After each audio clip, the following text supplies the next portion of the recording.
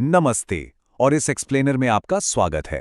आज हम हिस्ट्री के एक ऐसे चैप्टर को खोलने जा रहे हैं जिसने लिटरली दुनिया को हमेशा के लिए बदल कर रख दिया।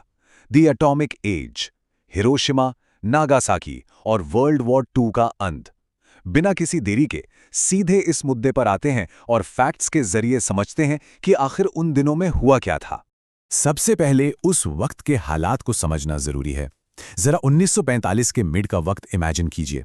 यूरोप में तो युद्ध खत्म हो चुका था, लेकिन पैसिफिक रीजन में वहां अभी भी भयंकर संघर्ष जारी था। मतलब दुनिया एक तरफ तो राहत की सांस ले रही थी, लेकिन दूसरे फ्रंट पर टेंशन बिल्कुल अपने पीक पर थी। तो चलिए सीधे चलते हैं उन इवेंट्स पर जिनकी वजह से ऑपरेशन सेंटर बोर्ड स्टार्ट हुआ और उस बॉम्ब को गिराने का वो बड़ा स्ट्रैटेजिक डिसीजन लिया गया। इस सब की शुरुआत होती है जुलाई 1945 में ट्रिनिटी टेस्ट के साथ। अमेरिका ने दुनिया के सबसे पहले न्यूक्लियर डिवाइस का सक्सेसफुल टेस्ट किया। साइंस ने एक ऐसी लाइन क्रॉस कर ली थी जिसके बाद वापस पीछे मुड़ना पॉसिबल ही नहीं था। एक नए युग की शुरुआत हो चुकी थी। इस नई और खतरनाक पावर के टेस्ट के बाद American president Harry S Truman ने एक बहुत बड़ा डिसीजन लिया। अमेरिकन गवर्नमेंट का लॉजिक ये था कि जापान को सरेंडर करने पर मजबूर करने के लिए इस नए वेपन का यूज किया जाए। उन्हें डर था कि अगर जापान पर ग्राउंड इन्वेजन यानी जमीनी हमला किया गया तो एलाइड फोर्सेस के लाखों जवानों की जान जा सकती है। और यही डिसीजन हमें ले जाता है 6 अगस्त 1945 को हिरोशिमा की तरफ।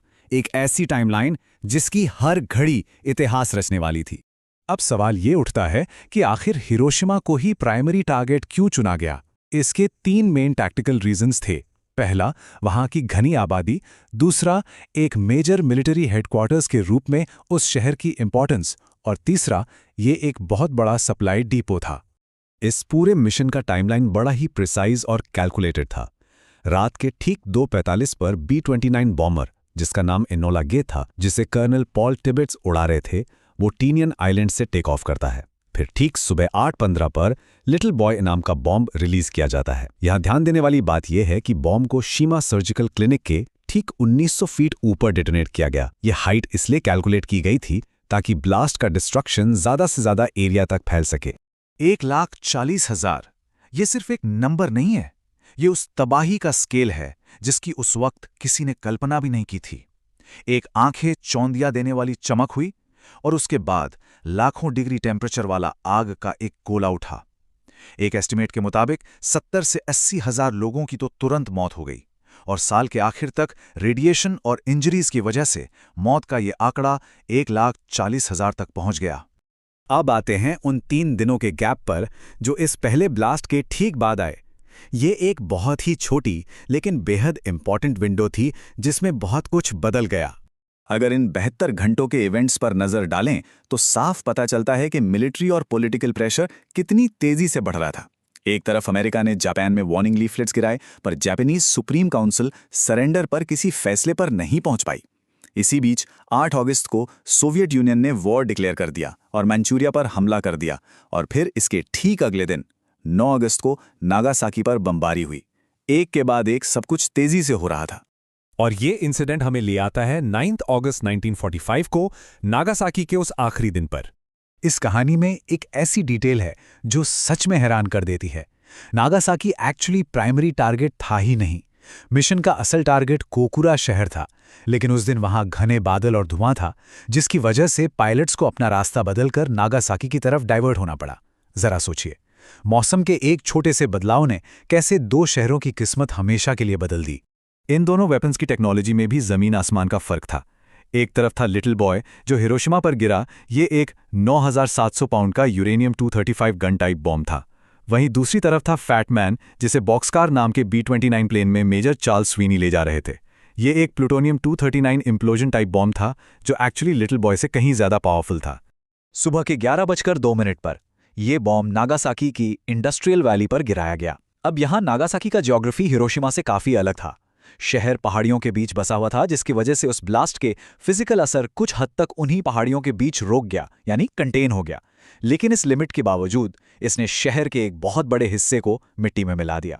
ज्योग्राफिकल फायदे के बाद भी ह्यूमन टोल यानी तबाही बहुत ही मैसिव थी। करीब 40,000 लोग तो तुरंत मारे गए और 1945 के एंड तक ये नंबर्स बढ़कर तकरीबन 74,000 तक पहुंच गए। तो इन सब का जियोपॉलिटिक्स पर क्या असर पड़ा? आइए देखते हैं कि इन अनप्रेसिडेंटेड घटनाओं ने वर्ल्ड वॉर II को आखिर कैसे खत्म किया। इन बॉम्ब अटैक्स और वॉर में सोवियत यूनियन के आने का असर ये हुआ कि एक बहुत बड़ा टर्निंग पॉइंट आया। 15 अगस्त 1945 ये दिन एक नए कल्चरल शिफ्ट का गवाह बना। एम्परर हिरोहितो ने रेडियो के जरिए सीधे पब्लिक को एड्रेस किया। जापान की पूरी हिस्ट्री में यह बिल्कुल पहली बार था जब किसी सम्राट ने पब्लिक से डायरेक्टली बात की हो और देश के सरेंडर की अनाउंस की हो। एम्परर हिरोहितो ने जो कहा उसकी डेप्थ को समझना बहुत जरूरी है। उन्होंने कहा था कि अगर हम लड़ना जारी रखते हैं तो इसका रिजल्ट सिर्फ जापान का अंत नहीं होगा, बल्कि ये पूरी ह्यूमन सिविलाइजेशन को खत्म कर देगा। ये साफ दिखाता है कि उन्हें इन न्यूक्लियर वेपन से आने वाले एग्जिस्टेंशियल थ्रेट का पूरा अंदाजा हो चुका था। और फाइनली 2 सितंबर 1945 को टोक्यो बे में यूएस मिजोरी पर फॉर्मल सरेंडर डॉक्यूमेंट्स साइन किए गए और इस एक सिग्नेचर के साथ ही दुनिया के सबसे बड़े और भयंकर कॉन्फ्लिक्ट यानी वर्ल्ड वॉर II का ऑफिशियली अंत हो गया। इन इंसिडेंट्स ने एक वॉर को तो खत्म कर दिया, लेकिन जैसे ही दुनिया ने इस नए एटॉमिक एज में कदम रखा, एक बड़ा सवाल हमेशा के लिए खड़ा हो गया। इस अनप्रेसिडेंटेड और डिस्ट्रक्टिव पावर ने आगे आने वाले ग्लोबल कॉन्फ्लिक्ट्स का नेचर हमेशा के लिए कैसे बदल दिया? ये एक ऐसी डिस्कशन है जिसके कॉन्सिक्वेंसेस आज भी हमारी दुनिया को शेप कर रहे हैं। इस एक्सप्लेनर को देखने और सुनने के लिए बहुत बहुत शुक्रिया।